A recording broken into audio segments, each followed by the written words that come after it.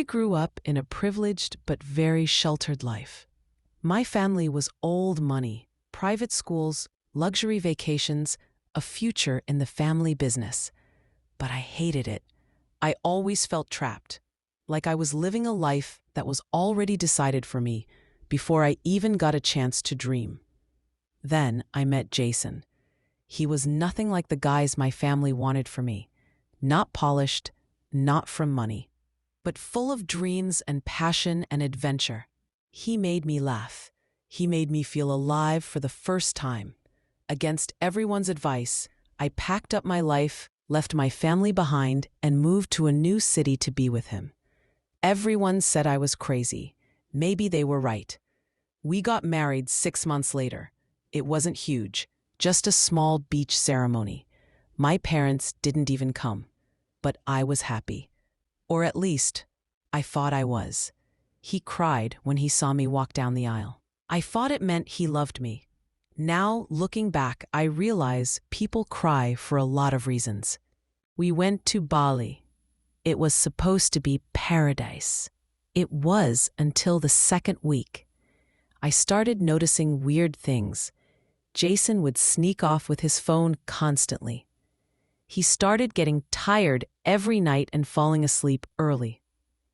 He even started locking his phone, something he never did before. At first, I told myself it was nothing. Honeymoons are stressful, right? Traveling across the world, jet lag, whatever. But the pit in my stomach wouldn't go away. One night, he went to grab food from the resort cafe. He was gone for 2 hours. I finally snapped and went looking for him. Guess where I found him?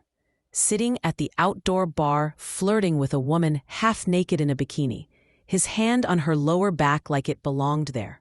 I caused a scene. I screamed. He tried to play it off. "Oh, baby, it's nothing. Just talking." The girl looked at me and laughed. "You mean you're married? To her? You told me you were divorced." Divorced. He told her he was divorced. I don't remember much after that, just that security escorted me back to the room because I was shaking so bad I couldn't walk. He came back hours later, drunk, banging on the door, begging, crying, saying it was a mistake, that he didn't sleep with her, that he was just drunk. I wanted to believe him. God help me, I really wanted to. We cut the honeymoon short. When we got home, things were weird. He was overly nice. Gifts, flowers, constant "I love you" texts. I thought maybe we could fix it. I wanted to fix it. Then I found the second phone. Yes, he had a whole second phone, hidden in the garage behind an old box of Christmas decorations. What was on it? Dating apps, text conversations with random women, Venmo receipts for services from massage parlors, and worse, screenshots, photos, videos, some with women who didn't even seem to know he was recording them. Some were before we got married. But some were after. Some were from the honeymoon itself. I confronted him. He didn't deny it. But then he confessed something even worse. He hadn't just cheated emotionally or physically. He had a whole other girlfriend for almost a year before he proposed to me. They lived 2 hours away. He would visit her every business trip. She had no idea he was married now. She thought they were still building a future. And get this, he proposed to her too, a week before proposing to me. I felt like my soul left my body. I packed a bag to leave, but when I opened our joint bank account to book a hotel, I realized he had drained it. Every last penny, all the wedding gifts, the savings I had transferred over when we bought the house, gone. He spent it on trips to see her, on hotels, on special services, on gifts for other women. $38,000 gone, and now I had nothing. No family nearby. They were furious I married him and said, "You made your bed." No friends in this city. No money to leave. He's begging me to stay. He says he's sick and addicted to validation. He's agreed to therapy. He cries and says he'll do anything to fix it. Part of me still loves him, or at least loves the version of him I thought was real. but another part of me wants to burn this entire house down with him in it. I won't. Don't worry. I'm not crazy, just broken. I don't know what to do. Do people come back from this? How do you ever trust again? After finding out about the second phone, the cheating, the double life, and the drained bank account, I barely slept for days. I stayed on the couch with the lights off, mind racing, my heart feeling like it was rotting inside me. He kept texting, calling, sliding notes under the door. I love you. I'll fix this. You're my everything. It was all just noise now. One night around 3 a.m., I couldn't take it anymore. I unlocked his second phone again. He stupidly left it charging in the garage. There was something I hadn't seen before, a hidden app disguised as a calculator. If you typed a code into it, it unlocked secret files. Inside was a folder labeled, "For Us." Curious, stupid, desperate, I opened it. At first, it was just pictures, dates, hotels, trips with her. The other woman, the second fiancée. But then I found the text exchanges. They were still ongoing. "Jason, I can't wait to be your husband. I only married her for the money. She's temporary. Her, soon you'll be free, my love. We'll have our real wedding. Jason, I'm working on draining her accounts. Soon I'll pay off my debts and we'll start fresh." My blood ran cold. He didn't just cheat on me. He targeted me. He used me. I wasn't the love of his life. I was an ATM. It gets worse. In one voice message she sent him, she says, "Her, I told my parents you're the one. They agreed to help with the down payment on the lake house. Once you finish getting her money, we'll go pick it out. A lake house. A whole future planned." Meanwhile, I was rotting alone on the couch, wondering why my husband suddenly didn't want to touch me anymore. I don't remember much after reading those messages. I smashed the second phone against the wall. I tore up our wedding photos. I screamed until my voice gave out. I even texted his mother, who I thought loved me, and guess what? She left me on read. Apparently she knew about all of it. She even attended a family dinner with the other woman once. The next day, I got a DM from a stranger on Instagram. It was a girl, early 20s, pretty, soft-looking. She said, "Hi, you don't know me, but I think we're both engaged to Jason. Another one, a third fiancé." She sent me a photo of her engagement ring. Same ring he gave me. Same speech. "You're the love of my life. I've never loved anyone like you." He used the same words. She was even planning a wedding in another city for early next year. He had a whole calendar worked out to juggle all of us. I finally agreed to meet him face to face at a public coffee shop because I didn't trust myself not to kill him. He showed up in tears, begging, swearing he loved me, swearing it was only me now, and he made mistakes because he was broken. I pulled out my phone, played the voice recordings from the secret app, showed him screenshots. His face went pale. He stuttered. He tried to lie, then broke down sobbing into his hands. I sat there, across from him, dead inside. The man I gave up my whole life for was a complete stranger, a predator. I told him I want a divorce. He said he'd fight me every step of the way. Because guess what? Turns out, according to my lawyer, he's racked up debt in my name too. Credit cards, loans. While I was working overtime to build our future, he was taking out lines of credit with my info. Almost $80,000. I'm locked into a nightmare. I filed for divorce the next morning. I moved into a cheap, extended stay motel with only a suitcase full of clothes and my laptop. I didn't even have the energy to cry anymore. I was completely numb. The worst part? I still had to see him. He kept showing up to the motel parking lot, texting things like, "You're my soulmate. I made a mistake, but we can fix this. You're my wife. Don't throw us away." I blocked him, changed my number. started the paperwork with a lawyer I could barely afford. About a week later, I got a call from my mother. Mind you, we hadn't spoken much since I moved away to be with him. Long story, she didn't like that I abandoned my rich upbringing for love.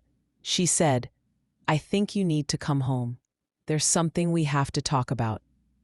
Her voice was weird, cold, formal. I knew something was off. I packed my stuff and caught the next flight out. When I arrived at my parents' mansion, the whole family was there. Mom, Dad, my 2 older brothers, my aunt, even my grandmother. Everyone looked like they were at a funeral. I sat down at the dining table, my heart pounding. My dad slid a thick envelope across the table toward me. Inside, bank statements, private investigator reports, photos. At first, I thought it was more evidence against Jason, but then I realized it was about me, apparently. My family had hired a private investigator before the wedding. They had proof that Jason was a scammer months before we married. They knew about his debts, his criminal record. Yes, he had one, forgery and fraud charges sealed from years ago. They knew about the other woman before me, the woman he conned for her inheritance. And they never told me. I looked up from the papers, shaking, tears pricking my eyes. "Why?" I shouted. My mother calmly sipped her tea. She said, "We tried to warn you. You chose him. You had to learn the hard way." Then my dad spoke. "We also need to talk about the trust fund." My stomach dropped. Apparently, before I left, my trust fund had been frozen, temporarily, because I was making irresponsible decisions. They said it was for my own good. Jason knew I was supposed to inherit millions when I turned 25. That's why he married me. Not for love. Not even for my savings. For the future money. When I left my family to marry him, he made it his full-time job to isolate me, to make sure I never went back. My own parents sat on all this information for months. They let me walk into a trap. And it wasn't just inaction. My mother, who I trusted more than anyone, sent Jason money behind my back during our honeymoon. $15,000. Why? Because she thought if she gave him what he wanted, he'd leave me quietly without hurting me. He didn't. He just took the money and kept up the charade until he bled me dry, too. I stood up from the table. My hands were shaking so badly, I dropped the envelope. "You all watched me drown," I whispered, "and you let it happen." My brothers tried to explain. My grandmother cried. I didn't hear any of it. I stumbled out of the house and threw up in the rose bushes. I went back to the motel, feeling more alone than I ever thought possible. Husband betrayed me. Family betrayed me. Friends ghosted me because they didn't want to pick sides. Bank account almost empty. Heart shattered. And the worst realization of all, I had no one but myself. After the confrontation with my family, I spent 3 straight days in the motel room. No shower, no food except vending machine snacks. I just stared at the ceiling, wondering how my life collapsed so fast. I kept thinking, at least I know everything now. It can't get worse. I was wrong. So wrong. On the 4th morning, there was a knock on my motel door. A woman stood there, early 30s, tight ponytail, sharp, hollow eyes. She shoved a manila envelope into my hands. "You need to see this," she said. "I'm doing this because no one warned me either." Before I could ask anything, she was already walking away. Inside the envelope were screenshots, printouts, photos, legal papers, each page peeled back another layer of the nightmare. Jason didn't just have another fiancée. He had multiple fake identities, different names, different social media accounts, different careers. With one woman, he was Jason Miller, a tech entrepreneur. Buried in the legal papers. A restraining order from 2 years ago, filed by a woman named M.A. The description made me sick. She accused Jason of threatening her when she tried to leave, stealing her car, emptying her savings account. It detailed how he isolated her from friends and family, promised marriage, and then ruined her life. Almost word for word what he did to me. The final few pages of the package broke me. They were escort service ads. Jason, smiling, in cheap suits. He had been selling himself on exclusive companion websites under fake names, offering luxury experiences for lonely, wealthy women. Translation: he was a high-end gigolo. While I thought he was working overtime to build a life with me, he was literally selling his body for money. Worse, some of the listings were dated during our engagement. While I was picking out wedding dresses, he was lining up clients. I threw the entire package across the room, sank to my knees. I didn't even know who I married. He wasn't just a liar, he was a predator. A professional con artist, a manipulator, a man who used love like a weapon. Later that night, I got a DM from a burner Instagram account. No words, just a video. It was Jason, laughing, drinking, sitting with 2 other women in lingerie while wearing his wedding ring. The timestamp? Our honeymoon night. While I was crying myself to sleep, wondering if he loved me, he was out partying, bragging about securing the bag. I couldn't breathe. The walls closed in. That was the exact moment the love I had for him died. I reported Jason to the police and shared all the evidence I had collected. The private investigator my family hired agreed to cooperate.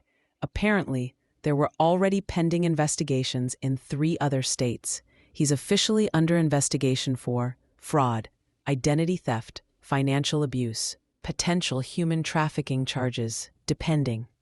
Even knowing he's probably going to prison, it doesn't undo the damage he did to me. It doesn't make the nights easier when I wake up screaming. It doesn't erase the shame I feel every time I look in the mirror. It doesn't fix the way I distrust everyone now, including myself.